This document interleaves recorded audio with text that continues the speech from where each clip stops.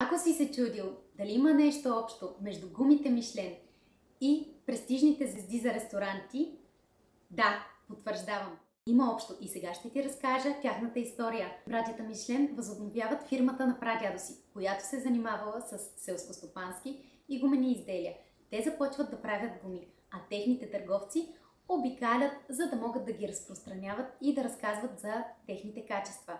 Само че по това време много трудно са се намирали правилните пътища, сервизи, ресторанти, места за нощуване. Съответно, всеки търговец записвал в дневника си всичко, което среща по пътя си и което е добро, за да може следващия път някой друг да се възползва от тази информация.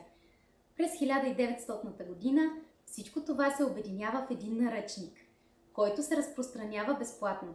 В 1920 година той започва да става платен от 1923 има отделна секция за ресторанти, а 3 години по-късно започват да се отбелязват със звезди. 1, 2 или 3 по тертип на гумения цвят.